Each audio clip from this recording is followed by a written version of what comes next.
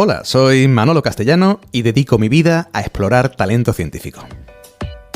En este podcast no hablamos de ciencia, pero sí hablamos de científicos y de científicos que están cambiando el mundo. Hablamos con emprendedores, con profesionales de la ciencia que destacan en sectores como biotech, biofarma, biomedicina o agroalimentario. Y también hablamos con recruiters, con headhunters que nos acercan al mundo de la selección de personal científico. Recordaros que este podcast es posible gracias a Talento Científico, una consultora de talento en la que trabajamos con CEOs, responsables de recursos humanos y managers de pymes y startups en los sectores de biotech y agri-foodtech que necesitan personal científico técnico altamente cualificado y les ayudamos a hacer más competitivas sus empresas y también a reducir riesgos en sus proyectos de I+D, reclutando y seleccionando el mejor talento científico. Hoy tenemos el placer de contar con Albert Mascarell. Albert es Interim Manager de spin-offs del sector de Healthcare y Biotech y Health Venture Builder. ¿Queréis explorar talento científico conmigo? Allá vamos con la entrevista de hoy. Bueno, pues Albert Mascarell, es un gustazo. Es más, doctor Albert Mascarell, un gustazo tenerte hoy en el programa. Un placer, Manolo. De hecho, has dicho doctor, pero yo no terminé la tesis. ¿No llegaste a terminar la tesis? Vale. No la terminé. Salté antes. Me salté al mundo privado antes de terminarla. Me faltaba muy poquito, ¿eh? Ajá. Faltaba nada. Pero salté. Yo creo que podemos tirar de ahí. Sabes que el tema este es complicado porque hay veces que si hay personas que han estado mucho tiempo haciendo la tesis doctoral, uno asume que ha hecho la tesis doctoral, pero después a veces se pone de PhD, ¿no? Pero más interesante me parece que no terminaras la tesis doctoral que sí la terminaras. Así que después pasamos a eso, si te parece, ¿vale? Y disculpa el error. Bueno, Albert, hoy por hoy es Interim Manager en spin-offs. Ahora nos contará un poco más sobre su trayectoria. Pero si te parece, vamos a empezar por el principio de los principios, ¿vale? Vale. Tú estudiaste biotecnología, ¿no? Existía ya esta licenciatura, ¿no? Correcto. Hice biotecnología en la Autónoma. Luego me especialicé en bioinformática en la Pompeu con un máster de bioinformática que en esos momentos se hacían muy poquitos. Claro. Y allí empecé la tesis, ¿no? En el entorno de acabar la carrera, empezar el máster, empecé mi tesis doctoral en el CSIC, en el CRAC, lo que es el Centro de Investigación Agrogenómica, enfocado en bioinformática. Uh-huh. O sea, tú en ese momento tenías claro que la bioinformática era tu carrera, ¿no? Yo lo tenía clarísimo, o sea, veía clarísimo que, claro, hace ya de eso, que 20 años casi, ¿no? Pero se hablaba mucho de secuenciación de genomas. Yo era un fan del genoma, o sea, mi proyecto de final de bachillerato, ¿no? Del colegio normal, ya fue sobre el proyecto genoma humano, o sea, ya estaba como muy enfocado al genoma porque veía que eso era súper interesante, cómo estamos construidos los seres vivos, ¿no? Y si ligas eso a que la tendencia era que cada vez íbamos a generar más y más datos, yo lo vi clarísimo. En plan, el bottleneck aquí iba a ser analizar esos datos, no las máquinas, sino los softwares, los servidores, todo lo que era asociado con análisis de datos. Y además me gustaba la informática, con lo cual me la lancé a ello de cabeza y me encantó. Y buena parte de mi carrera se ha basado, en verdad, en bioinformática. Ahora ya no tanto, pero se ha basado en ello, sí.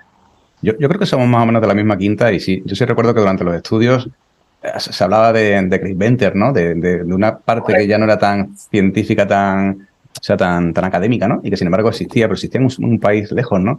Claro, entiendo que a ti te pilló justo en el momento de decir, oye, espérate, que aquí puede que exista un mundo mucho más allá de lo que estamos analizando, ¿no? Aquí en la universidad o en el hospital, ¿no?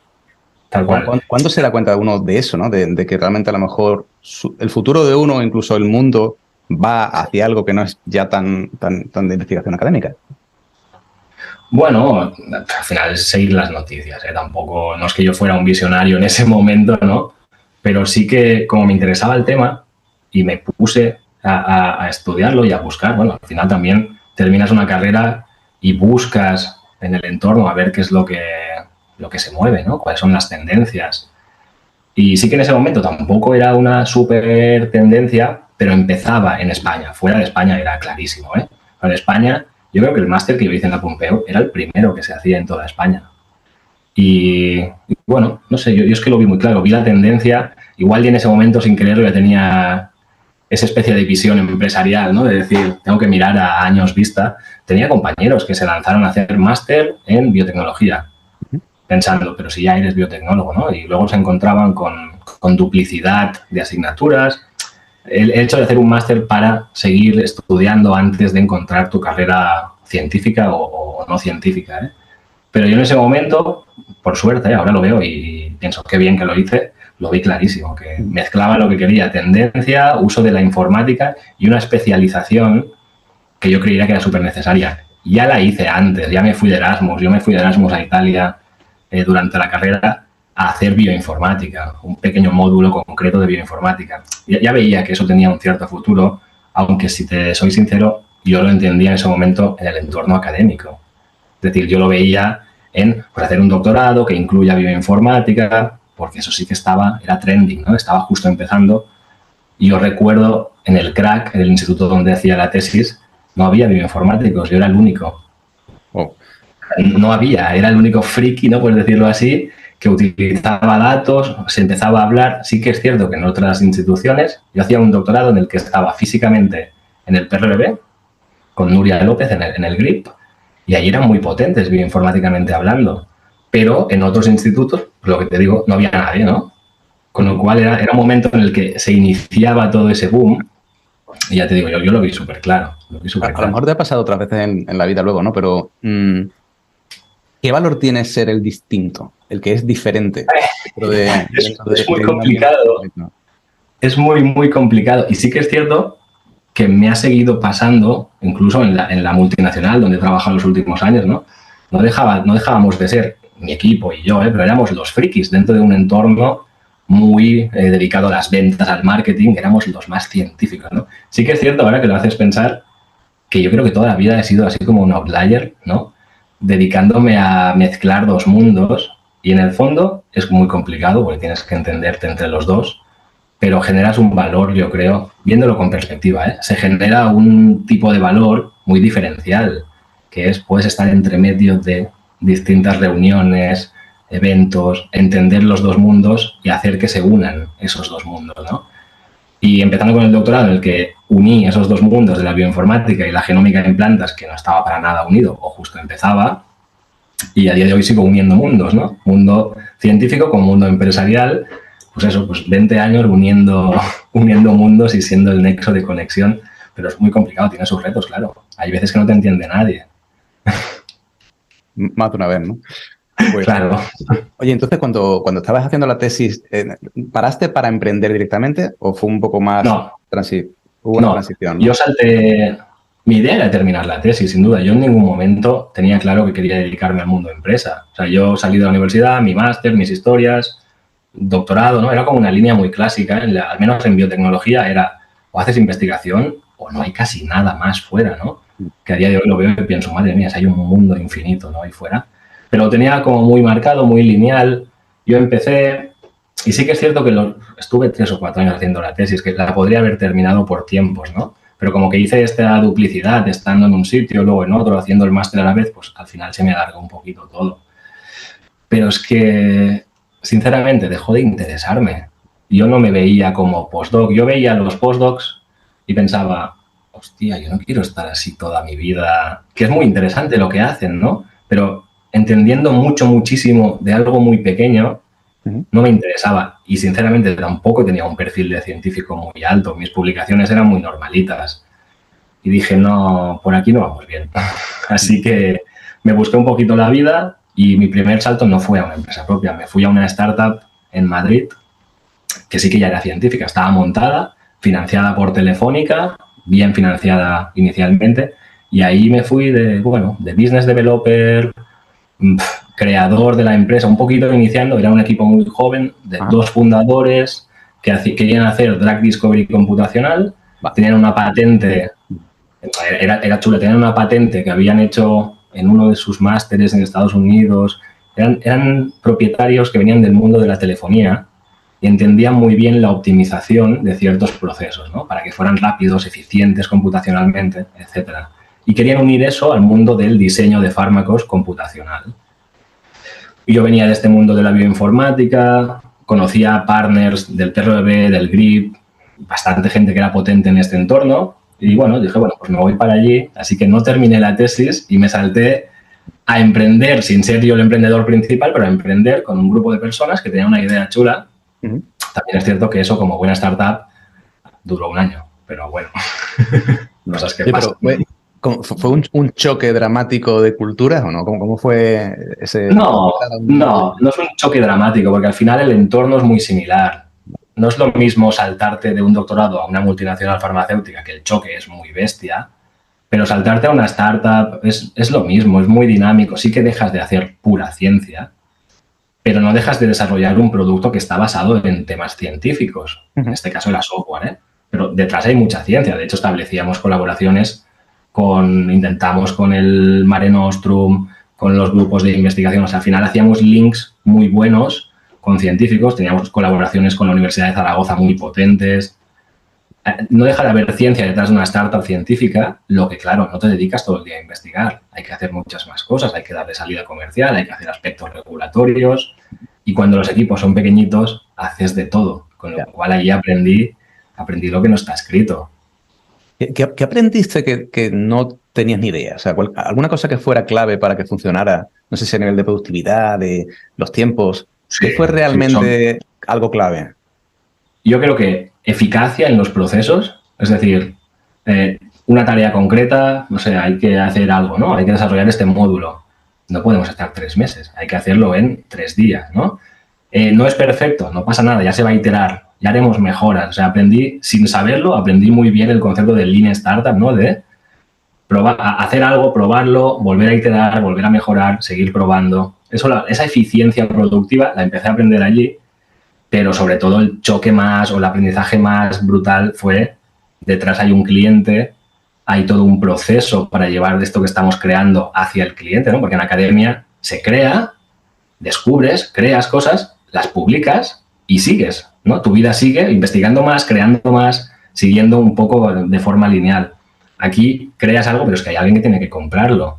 Hay unos partners que te tienen que ayudar, hay unas distribuciones, o sea, hay todo un ecosistema empresarial y un lenguaje empresarial que fue lo primero que aprendí de golpe. O sea, yo recuerdo llegar allí y ver mis primeros contratos de colaboración con universidades, con grupos de I+D, y yo leyendo esos contratos no entendía nada, porque era un lenguaje totalmente distinto a los papers científicos que estaba acostumbrado a leer.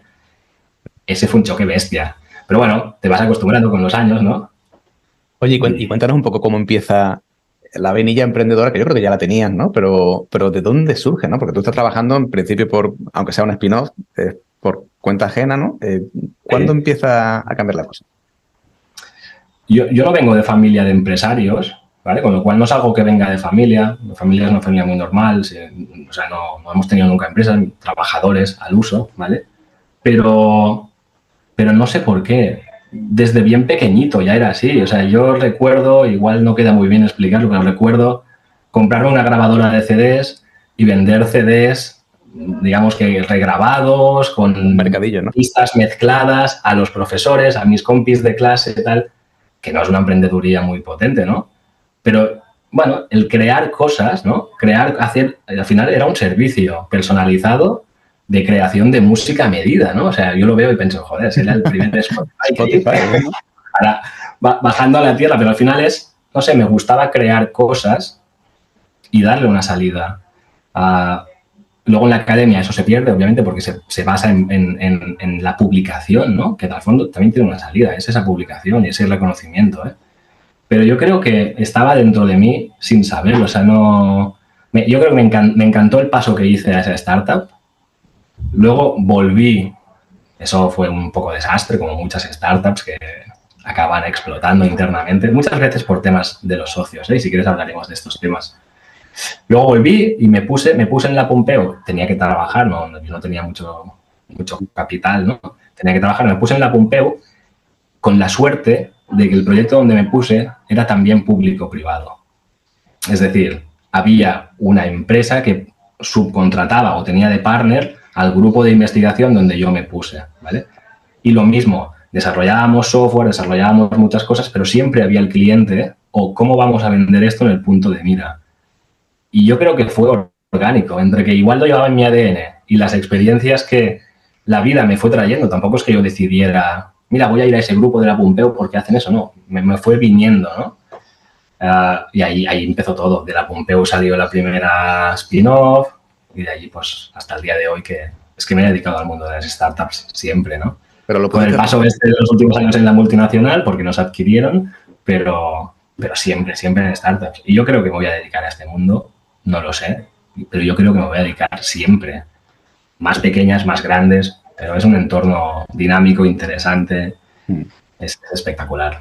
Claro, lo llevas en la sangre, ¿no? Tú ayudas, como me decías antes, tú ayudas a crear empresas. Es que es sencillo, ¿no? A día de hoy ayudo a crear empresas. Lo hablábamos antes, ¿no? Yo empecé la primera empresa en el sofá de mi casa, pensando en una idea, que obviamente no es la que fue luego en el mercado, y acabé en los últimos 5 años, después de la adquisición, en una multinacional farmacéutica, expandiendo negocio internacionalmente, formando equipos, vendiendo muchísimo, comprando laboratorios, o sea, una trayectoria desde muy pequeñito a ver cosas muy potentes, de las que obviamente ya no eres una parte relevante, ¿no? Porque eres uno más dentro de una cadena de valor, de una grandísima empresa.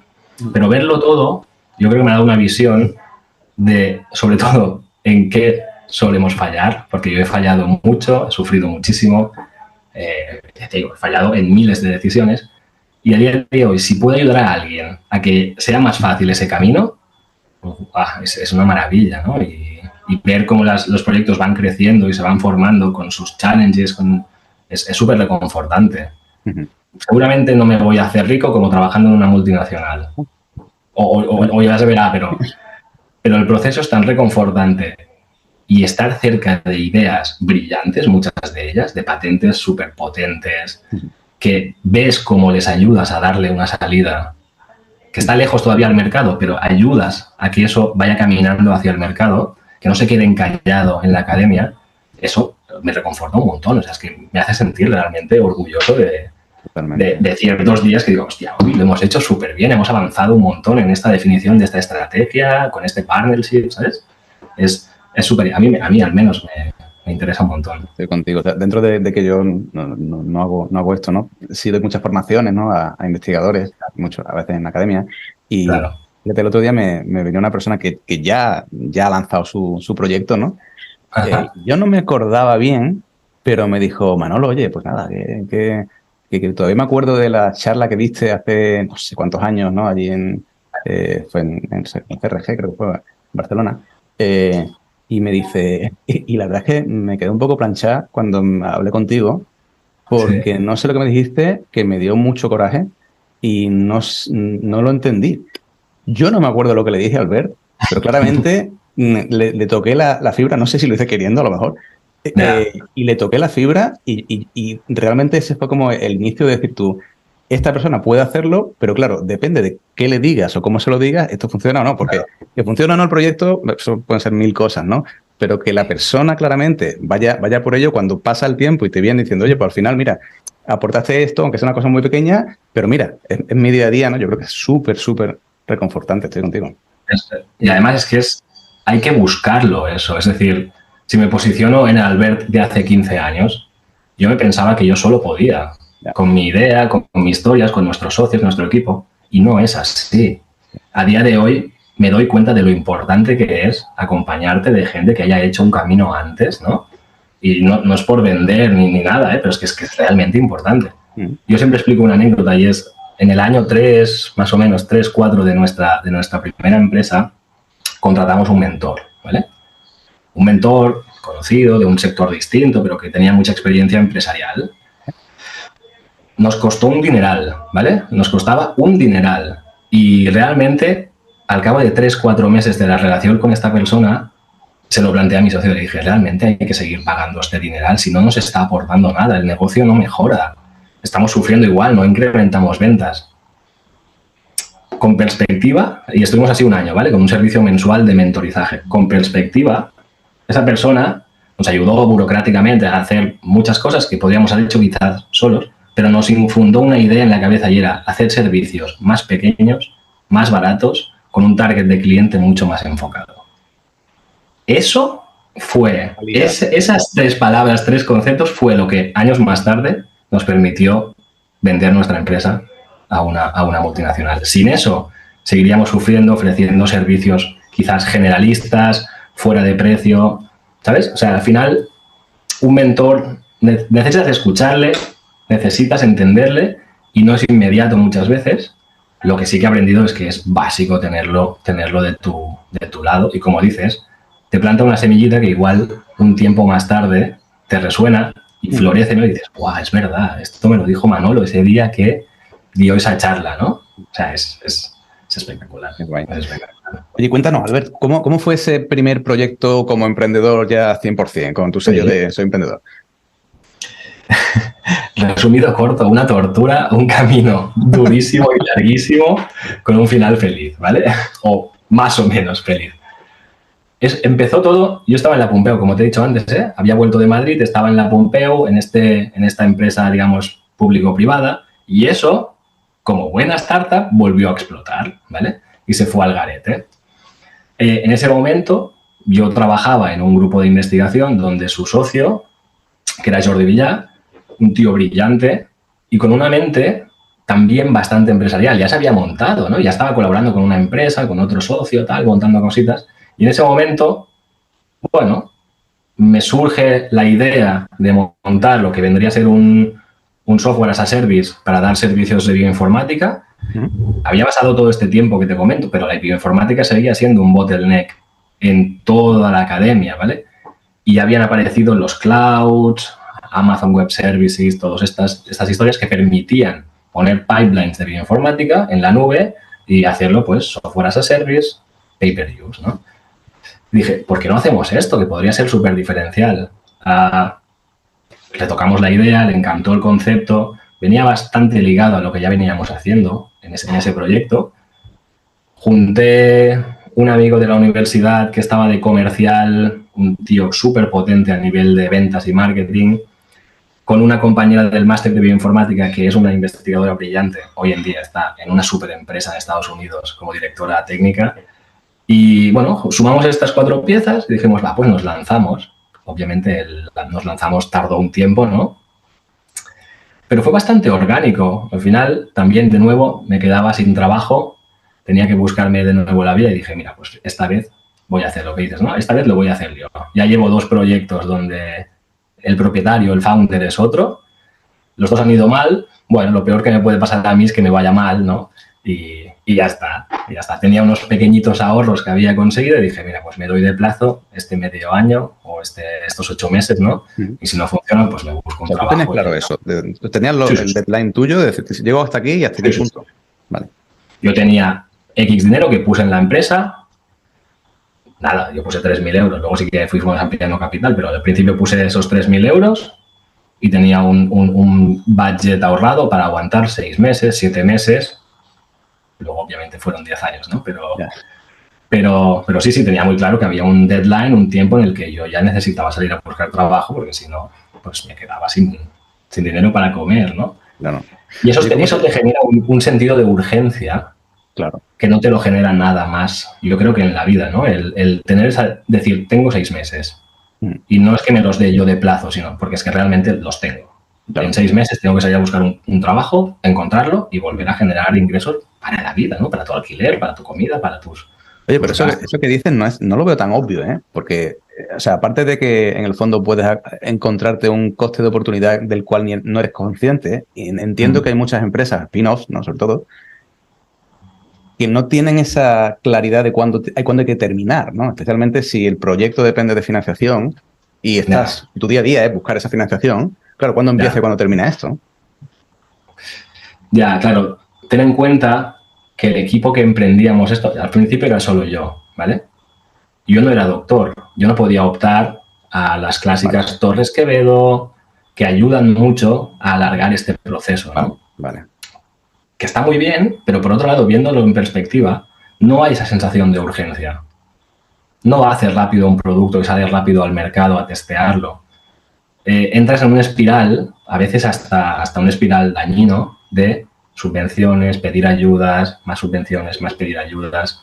Si tienes la suerte de que empiezas la empresa solo, ¿no? O sola, eres doctor y te dan una Torres Quevedo, esa espiral puede ser infinito. Puedes estar un año solicitando ayuda sin crear nada, sin arriesgarte.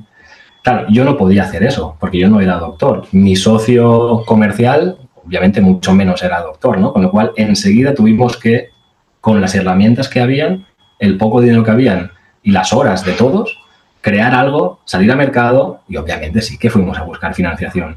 Pero no de esta que te alarga este bucle, ¿no? Enseguida cogimos deuda de Enisa, que sí, era dinero, pero había que devolverlo. O sea, el modelo de financiación inicial fue tal que nos generaba urgencia de mercado. Y eso tiene sus cosas buenas, sus cosas malas, pero con perspectiva nos hizo llegar más rápido al mercado, ofrecer servicios que igual de otra forma no hubiésemos hecho porque no hubiese habido la necesidad de facturar, ¿no? ¿De qué año estamos hablando? ¿Dime? ¿De qué año estamos hablando? 2011, 2012. Claro, ha cambiado mucho el ecosistema, ¿no? Desde el 2011. ¿Tú crees que hubiera pasado algo parecido? O sea, si hubieras empezado ahora, ¿qué hubiera cambiado? Si hubiese empezado ahora, seguramente hubiese ido a buscar inversión privada mucho más rápido. Porque ahora sí que hay un ecosistema, digamos, de soporte a las startups que en ese momento sí que había, pero era muy pequeño. Hoy la empezaría distinto. Hoy la empezaría, bueno, yendo a buscar los inversores iniciales que me permitieran crear un buen producto con una buena idea, muy focalizado. Me ahorraría los 3-4 primeros años de mi empresa, que fueron ir a facturar en lo que se pudiera, como se pudiera, ir a captar proyectos de financiación como se pudiera. Me ahorraría esos años, si fuera exitoso, porque también puedes salir a buscar inversores y no ser exitoso, ¿no? Pero si lo fuera, me ahorraría 3 o 4 años de dar vueltas, pivotar, probar, pero que también a veces es necesario, porque si la idea no está muy trabajada, muy focalizada, esos años también son necesarios. Y esa lucha de mercado me ha enseñado lo que no me va a enseñar nunca nada. Ir a ver a médicos, ir a pelearme por centros de investigación de todo el país con investigadores para intentar hacer proyectos. Aprendí lo que es vender, aprendí lo que es seguir una venta, entender las necesidades de la persona, pivotar mis productos para ofrecer esa solución. Eso lo aprendes luchando, ¿no? De esta forma que te digo. Si la idea la tienes ya muy focalizada y muy concreta, o ya lo tienes de base porque lo has aprendido antes, o te ahorras el proceso porque el inversor te va a ayudar, ¿no? Claro. Oye, cuéntanos cómo es la transición hacia el siguiente proyecto. ¿Fue algo que claramente cerró y no había otra forma de hacerlo? ¿Fue varias cosas en paralelo? Siempre, o sea, yo digo que he montado 3 empresas durante estos años, ¿vale? La realidad es que todas partían de la misma matriz, ¿vale? El mismo core era software, genética personalizada, mismo tipo de servicio, ¿vale? Pero las empresas se dirigían a tipos de clientes distintos, con enfoques muy distintos y al final también el servicio era muy distinto. Te explico. La matriz era la misma que creamos en 2011. Era un software as a service para análisis bioinformáticos de genomas, epigenomas, todo lo que fuera gran dato masivo, ¿vale? Luego creamos, al final serían verticales, pero creamos distintas ideas.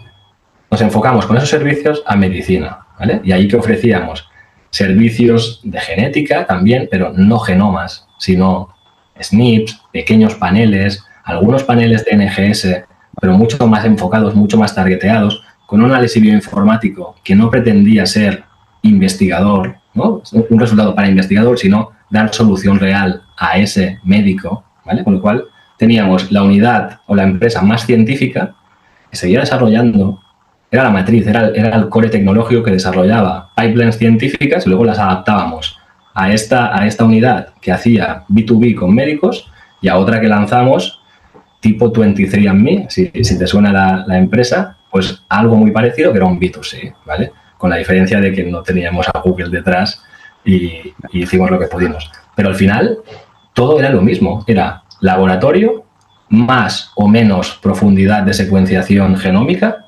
bioinformática, más o menos pipelines, ¿no? Más o menos software y eso sí, con un enfoque final de cliente muy marcado. O sea, si tuvieras con la misma máquina lo que sacábamos para cada una de las distintas líneas, el resultado final era totalmente distinto. Uno para científicos eran gráficas y p-values y muchas cosas.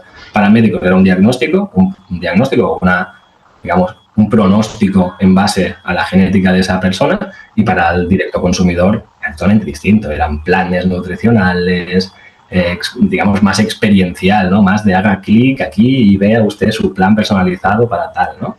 Claro, así contado parece hasta sencillo, Albert, porque tienes una matriz, ¿no? Y ahora simplemente es entender qué es lo que necesita el cliente, ¿no? Y aplicarlo. Pero aquí, claro, aquí el cuello de botella es cómo se entera esa persona que el servicio es adecuado para ellos, ¿no? Y solo, o sea, entiendo que solo diferenciar un B2B o un B2C a nivel no científico son dos cosas diferentes, son dos modelos diferentes, ¿no? ¿Cómo se hace eso? O sea, dentro de que tú tengas la idea muy clara y que conozcas dónde pueden estar, o incluso más de un sector, ¿no? ¿Cómo haces para que haya una canalización de todo ese producto hacia un mercado que tienes que acercarte a él, ¿no? ¿Cómo te acercas a esos diferentes mercados o a esos diferentes tipos de clientes? Yo siempre digo lo mismo. Tienes que entender, o cuando hablo con startups, siempre les digo lo mismo. El producto es el que es. Y tú puedes hacer productos, ¿te acuerdas lo que te he dicho del asesor? Más pequeño, más barato, más targeteado, ¿no? Al final, todo startup tiene un producto. Si ese producto puede ser útil para varias cosas, aunque estés trabajando en una línea, hay que tener en mente las otras. Es diversificación pura y dura. Yo veía 23andMe como se creó, no paraba de escalar, no paraba de captar inversores y pensaba, este modelo es súper interesante. Veía el modelo de marketing detrás del 23andMe, no tan solo la monetización por servicios de genética. Yo veía el marketing detrás y pensaba, esto es súper interesante, aquí hay un mercado muy interesante. Iba a hablar con médicos y me decían, es que la genética ni la tocamos aquí, es solo diagnóstica de fibrosis quística, por decirte algo, pero hay todo un mundo de entender el metabolismo de la persona y adaptar fármacos, dietas, productos OTC, toda una gama de productos y soluciones que no se estaban personalizando. ¿Qué me refiero? Que el producto siendo el mismo, tuvimos que entender las necesidades de cada cliente.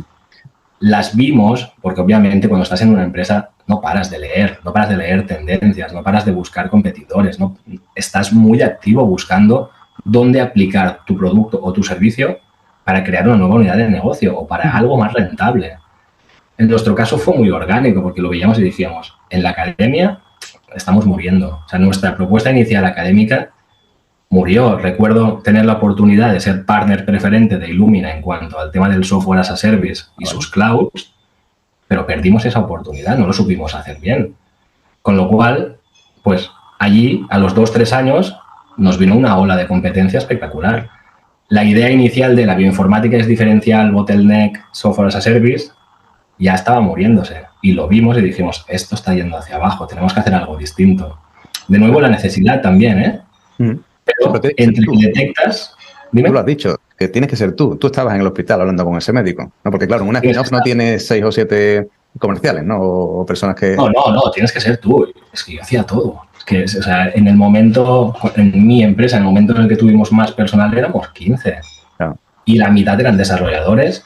O sea, ¿quién hacía las ventas? Mi socio y yo. Él seguramente abría más las puertas en cuanto a permitir la entrada y yo seguramente aportaba más la visión, la ciencia, un poco el pitch de la empresa, ¿no? Pero es que tienes que estar sí o sí. O sea, ¿quién vende en una startup? Y es alguna lucha que yo tengo interna, bueno, más que interna, con las startups que asesoro o que me pongo. El CEO, el promotor, es quien tiene que vender, no puede estar en su despacho leyendo papers, si no, no te enteras de lo que pasa afuera. Y esa fue la magia de nuestra empresa, ¿no? Esa capacidad de estar mucho fuera, entender muchos targets distintos que podían usar nuestros servicios y pivotar los servicios hacia allí y jugárnosla. Y ya te digo, y muchas fallaron y probamos muchas más cosas. En industria, con aguas, o sea, probamos un montón de cosas que algunas de ellas no fueron nada fructíferas. Pero tienes que estar fuera. Desde la oficina no... Claro, pero eso es interesante, porque ¿tú crees que puede ser en algún aspecto un cuello de botella el darse cuenta de que has creado, incluso a posteriori, has creado una spin-off o una empresa con corte científico-tecnológico, tú a lo mejor vienes de un background científico y de repente o con el tiempo te das cuenta de que tú estás ahí para vender, o sea, que nadie puede vender por ti esa empresa, porque no todo el mundo, no todos los científicos tienen ese perfil, ¿no? Ya, eso es cierto. También te diría que hoy en día hay tantos programas de incubación, de aceleración, hay mucha más información. Yo en 2011 no tenía ni idea de lo que era emprender. O sea, es que miraba empresas fuera de España y mucho más, startups y spin-offs, sí, conocía, pero no sé, no les veía que hicieran demasiadas cosas, la verdad sea dicha, ¿eh? Hoy en día es distinto, con todos estos programas que te digo de incubación, aceleración, el ecosistema, incluso las aplicaciones, cuando hacen sus peticiones de dinero, enseguida ya se les pregunta aspectos, ¿no?, de transferencia, ¿cómo ves esto? Ha cambiado todo. Aún así, aunque se sepa, hay una barrera muy fuerte a que ese promotor de una spin-off entienda que tiene que salir a vender. Y no muchos consiguen hacer el paso.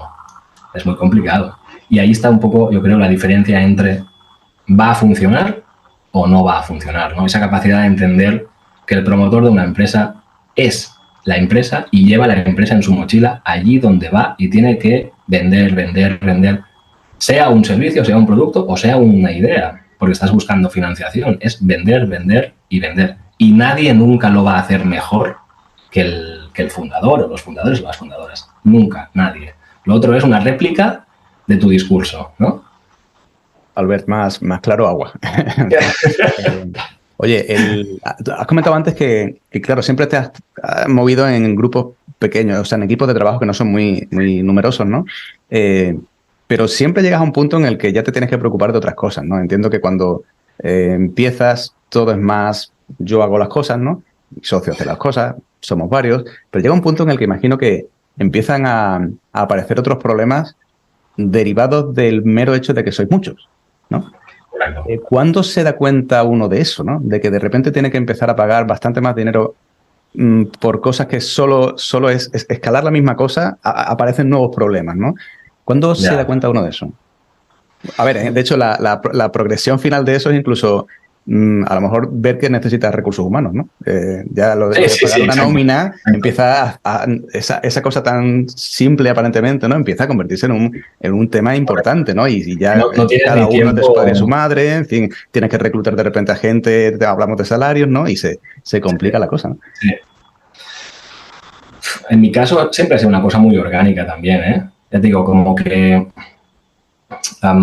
si algo hemos hecho bien, o creo que es algo que tenemos en la cabeza, hablo en plural porque los socios obviamente han aportado muchísimo aquí, es contratar antes de hacer algo, ¿no? O contratar antes de que explotara alguna situación o que llegásemos al límite. Vale. Y jugándonos también la empresa muchas veces, porque a veces teníamos dinero para 3-4 meses y estábamos contratando personas, con lo cual arriesgando muchísimo a todos los niveles, incluso pues con las personas que entraban, ¿eh? Pero bueno, al final tampoco te queda otra que arriesgar, muchas veces. Por suerte, ha ido bien. ¿Cuándo te das cuenta que necesitas incrementar equipo? Cuando ya no puedes más. Es que es así. O cuando haces un movimiento estratégico para abrir una nueva línea o abrir un nuevo software, necesitas un programador extra y hacemos muchas pruebas de distribución o canales de venta propio. Cuando quieres hacer cosas distintas, hay que contratar cuando ya no puedes más. Pero eso sucede al cabo de un tiempo. Los primeros 1, 2, 3 años, el equipo fundador es el que lo hace absolutamente todo. Estas pruebas iniciales las hace el equipo fundador. Luego pones gasolina, ¿no? Yo siempre hablo de gasolina, ¿no? Pones gasolina hacia una dirección y ahí es cuando contratas pues, una persona de ventas. Y puedes seguramente hacerlo durante medio año y al cabo de medio año, y nos pasó muchas veces, medio año no funciona. Pues gasolina para atrás, porque es que no tenemos gasolina infinita, ¿no?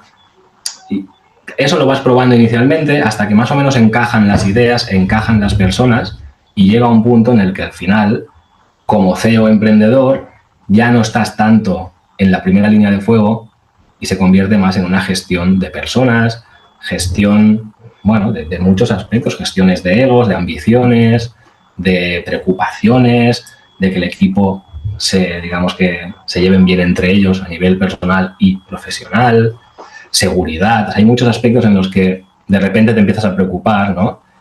Muchas startups pasan una fase en la que la rotación aumenta, no consiguen a esos perfiles, no consiguen a esos equipos que se encajen bien. Las personas que van pasando son muy buenas, son muy válidas, pero no van encajando en las piezas hasta que de repente hace un clac, ¿no? Y hay un equipo que funciona. Y allí es cuando el CEO también hace el movimiento de decir, vale, ahora empiezo a gestionar a este equipo que me está funcionando. Hasta ese momento haces un poco también lo que puedes, vas apagando fuegos, esta línea no funciona, me pongo yo, se me ha ido la persona de no sé qué, me pongo yo, ¿no? Pero el clic es muy interesante porque de repente eres un gestor de verdad. Allí empiezas tu carrera como CEO de verdad, ¿no? Y puedes pensar en estrategia, y puedes pensar en crecimientos, y puedes pensar en muchas cosas que hasta que no tienes un equipo estabilizado, potente, que se lleva bien y estable, pues no puedes. Claro. ¿Qué has aprendido a nivel de liderazgo de equipos? He aprendido que las personas somos muy complicadas, ¿vale? Pero a la vez es muy fácil. O sea, es una mezcla muy extraña, ¿vale? Y es así porque en mi vida lo vivo así. Las personas somos muy complicadas, pero llevar un equipo, en el fondo, es fácil, y si no está siendo fácil es porque algo no está bien alineado. O hay una persona que no está entrando en la dinámica del grupo y está toxificando, que a veces pasa. Entonces tienes que, pues, cambiar a esa persona. Malauradamente, en catalán, no sé cómo se llama, por mala suerte, no tienes que cambiar esa pieza.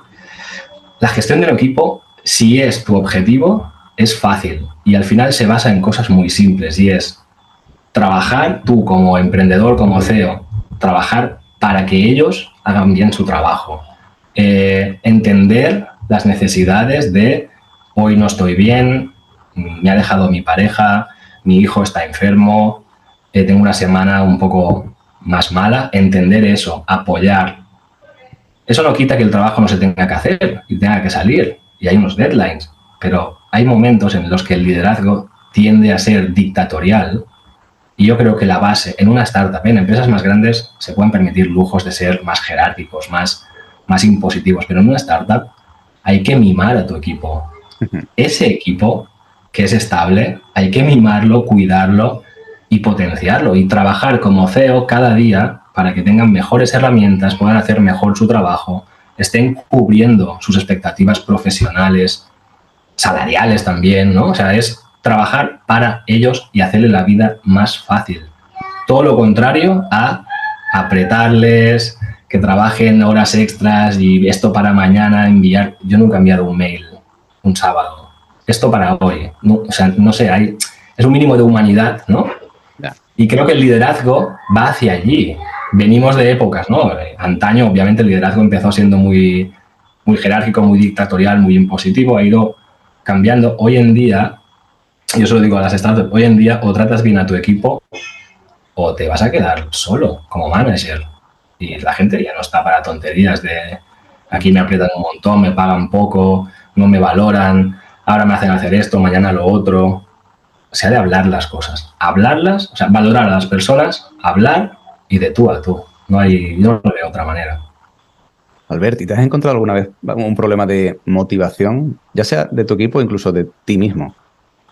De todo, de todo. Me he encontrado bajones de motivación dentro del equipo, me he encontrado sabotajes dentro del equipo, hackeos por personas que habían formado parte del equipo y se fueron enfadadas.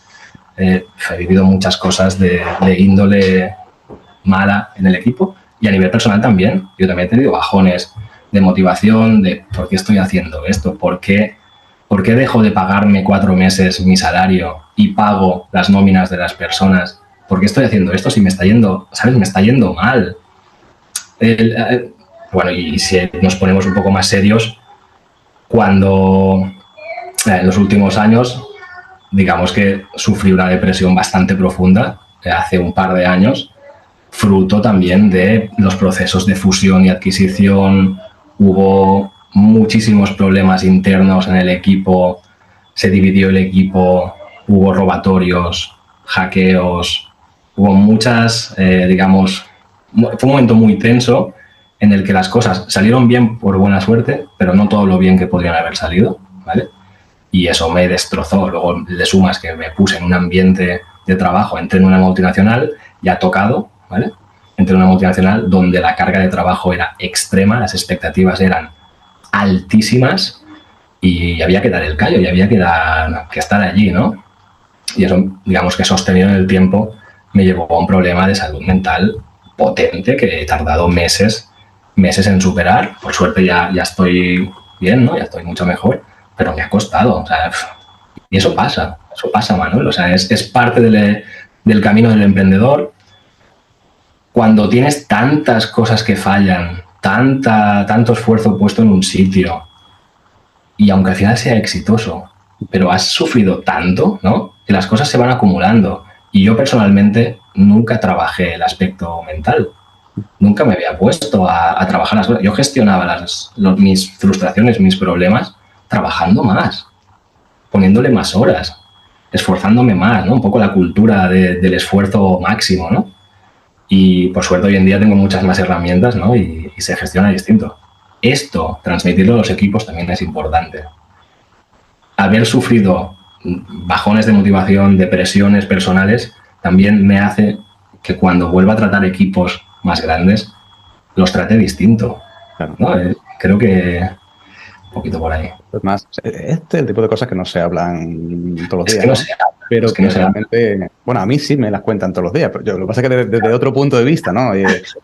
Pasan, claro, a los empleados les pasan también estas cosas, ¿no? Y hay veces que incluso por el propio ambiente, ¿no? de trabajo es cuando deciden irse a otra empresa o deciden cambiar, ¿no? Claro, es diferente cuando el proyecto no es tuyo, cuando sí es el proyecto tuyo. Entonces, en este caso, yo creo que es incluso más diferente o incluso más difícil de darte cuenta de las cosas, ¿no? Cuando es tu propio proyecto. Porque has estado tanto tiempo pensando en eso, ¿no? Que para ti es una cosa muy natural, ¿no? ¿Cómo se sale de eso, Albert? ¿De qué? ¿Cómo se sale de un momento malo a nivel anímico cuando tienes que seguir pagando las facturas y tienes a personas a tu cargo? Pues es jodido, seamos sinceros. Es muy complicado. Se sale, sobre todo, con ayuda. Es que no te queda otra. ¿Cómo se sale? Con ayuda profesional, si hace falta, con medicación que te ayude a soportar esos 3, 6 meses, lo que sea, y con muchas ganas. Y priorizando otras cosas que no sean solo el trabajo. Ya te digo, yo te hablo a mí de modo personal. Mi priorización siempre ha sido el trabajo, ¿no? Luego mi pareja, mi familia y mi vida, digamos, interna, mi cuidado personal siempre ha estado en lo último, ¿no? En el último escalón. Cambiar esa priorización es la base de todo. Primero yo, mi salud mental, mi salud física, poder hacer mi ejercicio y luego todo lo demás, ¿no? Si tú no estás bien o yo no he estado bien, el equipo se resiente, la empresa se resiente, todo el proyecto se resiente. Con lo cual, parar, recuperar, respirar y volver a arrancar siempre será una buena solución.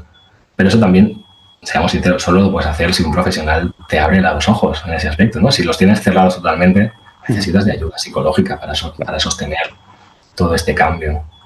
¿Tú crees que se puede prever eso? O sea, no llegar a ese punto haciendo algo diferente antes. Porque claro, es la típica cosa que dejamos a un lado, ¿no? Porque no es prioritario a priori, pero que sí era prioritario. Ya, porque no te genera ingresos para la semana que viene para seguir pagando, ¿no? Yo creo que sí que se puede prever. También es cierto, como lo que decía muy al principio, ¿no? Solo quien ha ¿cómo se llama esto, no? Quien ha caminado por un camino entiende cuándo empezó y qué pasos ha ido siguiendo, ¿no? Yo hoy en día, y a veces lo pongo en LinkedIn, hay días que me despierto y estoy súper triste, ¿vale? Antes ni lo sabía. Y es algo que le pasa a mi cabeza. A veces se despierta y estoy triste y estoy más cansado de lo que debería estar. Hoy en día sé por qué. Entiendo el motivo. Miro hacia atrás. Estos 2 últimos días, estos 3 últimos días, ¿qué ha estado pasando? ¿Cómo he gestionado estos días? Ah, vale, Albert, que has tenido un mogollón de trabajo, mucho estrés, has tenido esta conversación difícil y además estás comiendo mal porque no tienes tiempo y además hace una semana que no sales a hacer deporte. Ponte las pilas con el deporte. Esto nada, en 3 segundos, ¿eh? Pienso esto, vale, sí. Me cojo las zapatillas, me salgo a correr 5 o 10 kilómetros, los que hagan falta, vuelvo y estoy distinto, ¿vale? Y al final es una actuación súper simple que yo he aprendido que a mí me funciona. A otra persona será otro tema. Esto es prevención, pero esto solo lo sé hoy. ¿Qué te ha pasado? Hace los últimos 39 años de mi vida no lo he sabido porque no he trabajado cómo soy internamente, mis triggers, ¿no? Lo que moviliza esa parte mala de cada uno, ¿no? En mi caso es que me pongo triste, que me pongo negativo, ¿no? Hoy en día, cuando lo veo, actúo y se me pasa rápido, ¿sabes? Claro. Y si encima eres científico es casi peor, ¿no? El prestarle atención a estas cosas porque uno tiende a no hacerlo, ¿no? Correcto. Oye, antes has dicho una cosa que me encantaría pasar a esa parte, ¿no? Que es, has dicho, bueno, esto incluso pensé esto y lo comenté en redes sociales, ¿no? En LinkedIn. Sí. Tú sabes que yo soy un friki de LinkedIn, yo vivo en LinkedIn, ¿no? Y yo cuando descubrí el uso lógico de redes sociales, para mí fue un descubrimiento bastante importante, ¿no? Porque venía de no usarlas mucho, usar cosas más científicas, ¿no? O más para temas. Y me di cuenta de que cada persona decide cómo quiere utilizar una red social o para qué, ¿no? En tu caso, yo creo que eres un clarísimo exponente de una persona que en un momento determinado decide que va a usar mucho un canal, una red social, y va a generar esa marca personal que claramente te separa, ¿no? del Albert anterior, ¿no? ¿Cuándo te das cuenta o cuándo decides empezar a utilizar LinkedIn, o no sé si te gustan también otras redes sociales, para generar contenido, para crear un ambiente, para crear tu marca, para crear esa red? Cuéntanos. Utilizando LinkedIn llevo muchísimos años, no sé, 9, no lo sé, no te sé decir. Pero como bien dices, Manolo, siempre había usado LinkedIn para promocionar, pues normalmente mi empresa, ¿no? Mis servicios de la empresa, lo típico, ¿no? Lanzo post de los papers, los últimos papers que han salido en el mundo, en este caso de la genómica, ¿no? De la bioinformática, lo que sea. Muy, muy científico, muy neutro, sin ningún objetivo. Y eso lo he ido utilizando durante muchos años, sin ningún, como te digo, sin ningún tipo de objetivo. En enero de este año dejo la multinacional, ¿vale? Me salgo de la multinacional y decido que tengo que hacer algo con mi vida, ¿vale? Así de llano y así de simple, muy de vuelta a los orígenes de, vale, no sé qué hacer con mi vida. Por suerte me podía sostener una temporada con ahorros, con lo cual dije, Albert, con calma, vamos a ver qué quieres hacer. Y empecé mi proceso casi que de automentorizaje y como si yo fuera una startup, ¿no? En qué eres bueno, en qué no eres bueno, qué te gusta, qué no te gusta, dónde disfrutas, qué es lo que no te gusta, nada, ¿no? Un proceso muy interno de movilización y fruto de ello entendí que si iba yo a movilizarme como persona, como freelance, como alguien que no quiere trabajar en una multinacional o en una empresa al uso, necesitaba ser distinto, necesitaba crear un lenguaje, un discurso distinto, ¿vale? De hecho, mi primer post, si vuelves a enero, ¿vale? Mi primer post es lo mal que estoy, ¿vale? O sea, mi depresión que he pasado y, bueno, porque creo que fue el 1 de enero o 31 de diciembre, no me acuerdo. Pero ese fue mi primer post y entendí que esa red social no deja de ser social. Había leído mucho, o sea, llevaba tiempo leyendo y tal, pero entendí que exponerte como persona te crea, lo que has dicho muy bien, te crea una marca y no dejas de ser menos profesional por de vez en cuando expresar sentimientos, opiniones. Yo de vez en cuando envío un selfie así, mira, estoy corriendo y explico estas cosas, ¿no? Es que si no salgo a correr cada día o cada 2 días, mi cerebro baja, las endorfinas me bajan, lo noto y empiezo a ser una persona que no quiero ser. Eso es un mensaje profesional muy potente, aunque quizá no sea lo habitual, ¿no?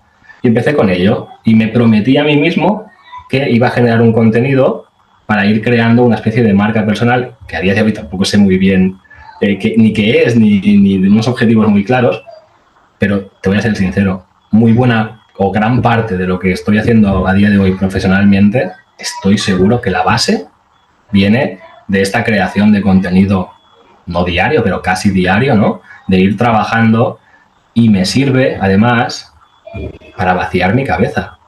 Vacío mi cabeza de contenido, de emociones, de feelings, de intenciones, de cosas que me gustan y también, pues, mis frustraciones, ¿no? Y el otro día, hoy publicaba, pues, ostras, llevo un par de días que solo veo startups que no están muy bien estructuradas de inicio, ¿no? Bueno, pues yo lo digo y crea un debate y es sano. Eso es ser profesional, ¿no? Y además, y ya acabo con esto, ¿no? Es que aprendo un montón. estoy aprendiendo a escribir, estoy aprendiendo a ser directo en mis mensajes cuando pretendo serlo. Hago una newsletter donde hablo de cosas más teóricas, ¿no? Métodos, estrategias. Es que no paro de aprender. Escribía estrategias sobre ventas hace un par de días, llevo 2 días aplicando exactamente esa estrategia. Y es que funciona, ¿sabes? O sea, es mucho más que solo estar allí, darle un like. Y a mí me está funcionando. Veo gente, me dice, hey, te sigo en LinkedIn, que no lo hago por ser famoso, ni pretendo eso, ni es esa parte de ego que la rompí con toda esta trayectoria, rompí con esa parte de ego que siempre existe, pero la tengo muy, muy, muy pormenorizada. Es por aportar, es por generar esa comunidad y me alegra un montón cuando me reúno con una startup y me dices que te sigo en LinkedIn y muchas de las cosas que publican nos sirven en el día a día. A mí me alegra un montón porque me genera un esfuerzo espectacular estar allí, que son muchas horas pensando, creando contenido, etcétera, etcétera. Pero hay un retorno. Yo lo veo clarísimo, hay un retorno y creo que toda persona, freelance, por supuesto, consultores, por supuesto, pero incluso una persona que tenga un trabajo más habitual, ¿no? También puede tener una marca personal, posicionarse y seguro que le van a caer ofertas, porque es que a mí me han entrado ofertas de trabajo, ofertas de CEO de una startup de no sé dónde, por LinkedIn directamente. No es rápido, también tengo que decírtelo. Yo llevo 10 meses publicando casi a diario y ahora empiezo a ver resultados. Y no son en millones de visualizaciones, son resultados de pues, personas que confían en ti porque saben que hay un contenido detrás que puedes ofrecerles. No sé, es mi pequeña experiencia. Roberto, me encanta que nos digas que sigues aprendiendo, porque yo creo que también nosotros hemos aprendido bastante hoy con tu podcast, ¿no? Y esta pieza de contenido creo que se añade, ¿no? a tu trabajo diario. Albert, ya vamos a terminar, pero si tuvieras que volver atrás y darle un buen consejo al Albert que comenzó biotecnología, ¿qué le dirías? ¡Wow! ¡Wow, qué bestia! Esta me la voy a tener que pensar, ¿eh? A ver, buen consejo. Te diría muchas cosas, pero que me vengan en la cabeza. Que las carreras profesionales no son lineales. Hoy lo sé, pero en ese momento era como muy enfocado a voy a hacer investigación y solo investigación. Y lo pasé muy mal cuando decidí dejar la investigación. Y durante años me persiguió ese no eres investigador, ese no eres doctor, me persiguió durante muchos años. A ese Albert le diría, tranquilo, tío, o sea, hay unas salidas espectaculares. Yo me he creado mis puestos de trabajo. Lo que estoy haciendo hoy en día de trabajo, igual de aquí 2 años ya no me funciona. Pero me lo he creado en estos 6, 7 meses que llevo visionando ayudar a startups. Ahora empieza a funcionarme, pero durante muchos meses no fue así. Bueno, es pensar que las carreras profesionales no son lineales, que te las puedes crear tú, pero que no te viene nada dado tampoco, ¿eh? O sea, tienes que esforzarte. También te diría que donde no estás a gusto, vete rápido, ¿vale? Yo me he encontrado en situaciones no estando a gusto y eso es lo que me llevó a tener que parar de verdad. Cuando no estás a gusto en un sitio, obviamente hay que darles oportunidades, hay que analizar si es una cosa tuya, del entorno, de una interacción con otra persona en concreto. Pero una vez analizado, si el resultado final es que no te sientes bien, salta rápido. Yo he sostenido muchas situaciones que no debería haber sostenido y eso tiene sus consecuencias. Y que al final no todo es dinero, que hay momentos en las carreras donde tu salario es más alto, momentos en los que es más bajo. Eso no te define como persona, eso no define tu valúa en tu empresa o en otra empresa. Eso es la realidad. Subidas, bajadas, no linealidad, probar, intentar, jugar. ¿Que no sale bien? Vuelves al inicio, ¿no? Dependiendo de la situación también de cada persona, pero no sé, yo veo personas que están como muy encasilladas en un entorno muy concreto, aburridas no como personas, no ellos que se sienten aburridos, muy lineales y el discurso es que no sé, esto es lo que sé hacer, no sé si cambiar, si probar. Bueno, pues cambia y lo peor que puede pasar es que no te guste, pues vuelves a cambiar, ¿no? No, es que se tarda 3 meses en cambiar. Ya, bueno, pues es lo que hay, no sé. No sé, el mensaje sería ese, probar, jugar, cambiar, yo creo que el Albert de hoy es fruto de haber vivido muchísimas experiencias, muchas de ellas igual ni pensadas, pero de no parar de probar, jugar, investigar, intentar mejorar, intentar hacer las cosas desde dentro, no solo por dinero, no solo por ego, no solo por ser alguien, ¿no? Desde dentro. Y eso yo creo que es la clave. Muy bien.